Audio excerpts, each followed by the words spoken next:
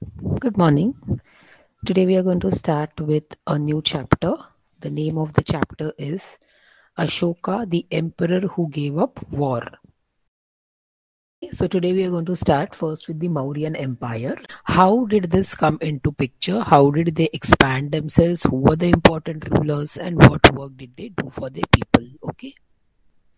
All of us know that yesterday's PPT also we had seen that in all there were total 16 Mahajanapadas. Okay, the names are already mentioned here on the screen. Now today we are going to focus on Magadha. And do you remember which was the capital of Magadha in the beginning years? Initially it is Rajagriha or Rajgir, and in later stage it became, after some years, which was the capital? Pataliputra. Okay, so you have to remember that.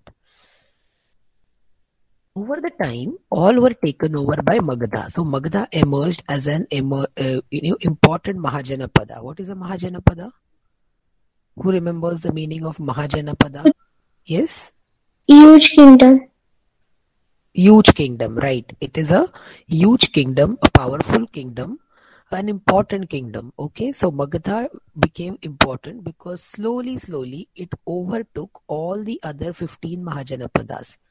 Okay, now first ruler was Bimbisara, then Ajatashatru, and then later on their dynasty ruled over Magadha. You know who's a dynasty or what is a dynasty?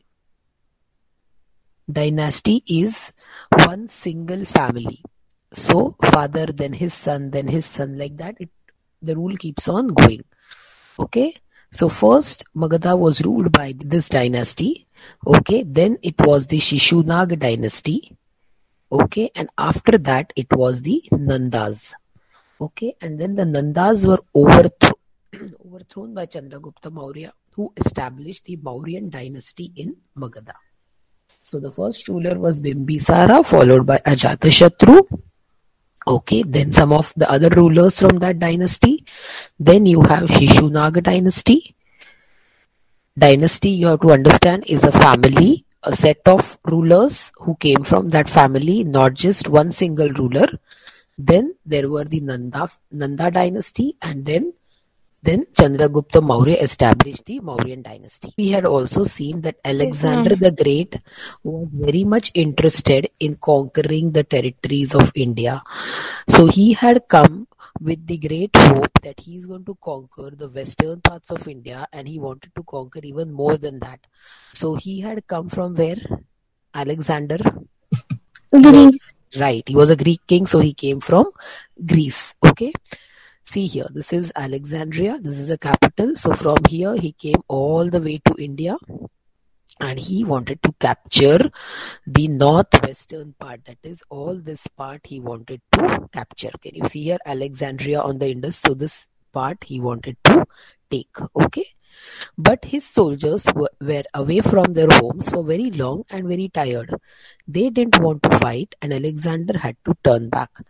So actually he had the dream, Alexander had the dream to conquer the entire world. So for that he was constantly in war with some or the other rulers, and because of that, his soldiers also had to do a lot of work. So ultimately, at the end, when they reached India, they were actually tired and they refused to fight. They didn't want to fight, and so they didn't give their 100% in fighting. So finally, Alexander had to give up his dream, and then he had to return back. On the way back, Alexander died at Babylon. Now, on the way, unfortunately, Alexander died, and then all the states that he had captured, what did they do? Now that there was no king, all the states or all the kingdoms that he had captured, the people started fighting with each other for control over it. Okay. Now, one such person was Seleucus Nicator. Okay.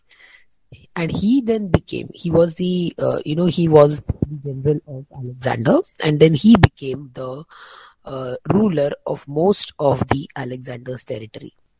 So Nicator fought against Chandragupta too, but lost. Then he had to sign up an agreement with Chandragupta.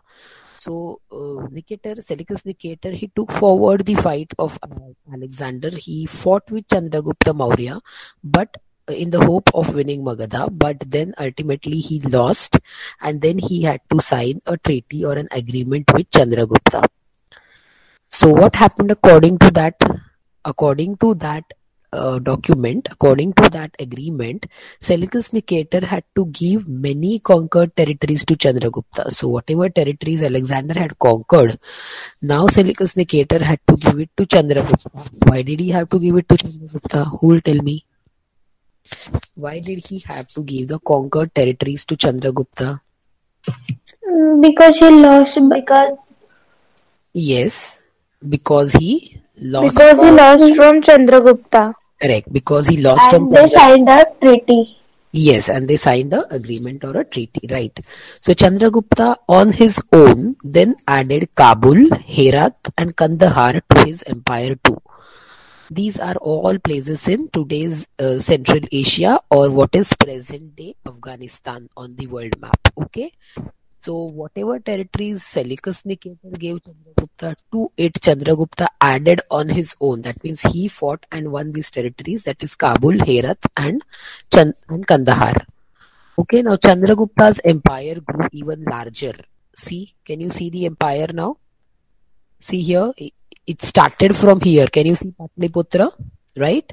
So Patliputra is here, and from there he started expanding his territories right up till Kabul and Kandahar in Afghanistan. Okay, then later when most of the northern India was conquered by him, he was now having interest in conquering territories in southern India, because if you see, the southern part of India is not yet blue. That means those were not the territories under Chandragupta Maurya. So he began expanding in the south too. By the time he finished, his kingdom was huge. Now, can you see what started from here? That is Magadha. Can you know, right? When we had seen the first map, here was Magadha near Patliputra. Okay. And from there, he conquered number of territories right till Afghanistan, and then till southern part of India, that is Karnataka and Tamil Nadu side also. Only little bit tip was pending in the Indian peninsula, and Orissa was pending in the eastern side. Okay, you have to remember this part, because now we are slowly going to see who has conquered that, and then what had happened as a turning point in history. Okay, so Patliputra was the capital of his vast empire. Now, how could Chandragupta do all this? He could do all this because of his excellent advisor, Chanakya or Kautilya, who guided him through every step. Okay, Chanakya was a brilliant man. He was also known as Kautilya. Chanakya spotted Chandragupta as a little boy and thought that he had the qualities of a king. Chanakya trained Chandragupta and helped him overthrow the king Dhanananda. That is how, actually, Chanakya was a very well-known, brilliant scholar. So Chandragupta was spotted one day. Chandragupta was sitting in the forest below a tree, and Chanakya spotted this boy when Chandragupta was a young boy. And Chanakya, looking at that boy itself, Chanakya felt that this boy had the qualities of becoming a king. And now Chanakya thought, I have to train him to become a ruler. So Chanakya trained him, and then he trained him how to overthrow the last dynasty, that was the Nanda dynasty. So from that, King Dhanananda was ruling that time. So with Chanakya's help, Chandragupta Maurya overthrew Dhanananda and established the Mauryan dynasty. Okay, now regarding more about Chanakya, Chanakya wrote books on politics, economics, military strategies, how a ruler should manage his kingdom, etc. So you see, this person, Chanakya, who was also known as Kautilya, was a very, very highly educated, knowledgeable and scholarly person, because see, he has written books on politics, like how to deal with other countries, how to deal with other states, what is the role of a king. Okay, he has even written about economics, like pertaining to money, from where money should be earned, how taxes should be collected, where it should be used, what is the benefit of all that. Then military strategies, military strategies, how to fight wars, what decisions to take, and also what qualities a ruler should have, how he should manage his kingdom. All this, regarding all this, he has written different books, okay, which are of great use even today. Even today, scholars refer to some of the information from there to find if any changes can be made to existing things. Okay, so Arthashastra is one of the famous books written by him. Artha doesn't mean meaning. Artha here means income, money. Arthashastra. So in Shastra is science, right? So science of managing your money. Arthashastra is one of the famous books written by him. It is about economics and it is still studied with great interest by scholars today. Okay, now after Chandragupta, his son Bindusara came to power. Okay, he decided to retire. Chandragupta decided to retire to forest. So which ashram? When Chandragupta decided that he was retiring and going to forest, that means which stage of his life was he in? Sannyas. Ashram. Sannyas ashram. Okay. And made his king Bindusara the new king. Okay. So after Chandragupta Maurya, his son Bindusara became the new ruler. Now, Bindusara was a good ruler too. He extended his empire right up to Mysore. Mysore is where? Which state? Do you know? Mysore is in Karnataka. Okay. Do you know who was the famous ruler of Mysore? Have you heard his name? Not during this time. Later only. Later only. Have you heard the name of Tipu Sultan? Yes, he was the ruler of Mysore. Okay. His kingdom thus covered almost all of India except Kalinga. So you had already seen in the previous map, right? See here. In the previous map, Chandragupta had almost conquered everything, and only Kalinga and part of Kerala and southern tip of Tamil Nadu was remaining. Now, if you see Bindusara, except Kalinga, he had conquered everything. Okay. Now, after Bindusara, his son Ashoka became the king. So when Ashoka became the king, he actually had to concentrate more only on Kalinga because that was the place which was still not there in the Mauryan Empire. Okay. And he was so much obsessed in taking it that he just wanted to somehow manage taking it, and he fought a bloody war and won over Kalinga. He decided that he has to fight the war, he has to win the war, and he has to get Kalinga to his empire. That means he has to add that territory to his empire. But unfortunately, okay, he won the battle, no doubt.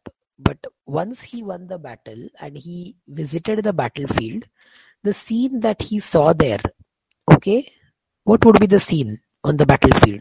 So when he saw that a lot of soldiers had died there were a lot of dead bodies, there were a lot of injured people, he felt very bad. He thought that he had taken the wrong decision of taking over Kalinga, and that was the turning point in his life. After seeing so much of bloodshed, he thought that he should never again conquer. He should never again conquer. He should give up war and do something else. Is it clear, all of you? Yes? Okay. Yes, Now, proceeding further. In the 5th century, under Dhanananda, so see, do you see, when the Nanda dynasty was ruling, now you'll see the maps, where you'll see the conquest or the expansion of the different rulers, okay? So, under the Nanda dynasty or Dhanananda, this was the only territory that was under them. Okay, so Patliputra was the capital city here, then places in Uttar Pradesh. Okay, not much. Then you see when Chandragupta took over, okay, he had already taken over all the other existing 15 Mahajanapadas, and then he himself extended till Kabul, Kandahar, and then he also got certain territories from whom? From which Greek administrator did he get those territories? He lost to Chandragupta Maurya and then he signed a treaty with him and gave certain territories. Who was that person? Alexander. And the name of that person was Seleucus Nicator. Seleucus Nicator. Okay. Then Chandragupta's northern expansion. See, more north till Afghanistan. Okay. Then southern expansion. see how the territories are increasing under Chandragupta Maurya. Okay, then empire after Ashoka. So Ashoka won Kalinga. Okay, this part was still not under Mauryan rule, but if you see, practically the whole of India except the tip of southern peninsula was with the Mauryans now. So Mauryan dynasty emerged to be the most powerful dynasty during those days. Okay, now think and tell me which king expanded the Mauryan empire the most. So Chandragupta Maurya expanded the empire.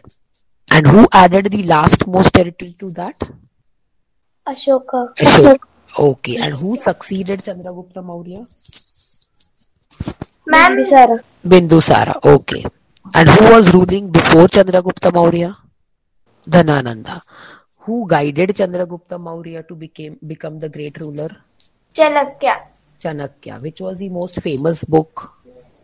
Arthashastra. Arthashastra. It is on which subject? Economics. Okay.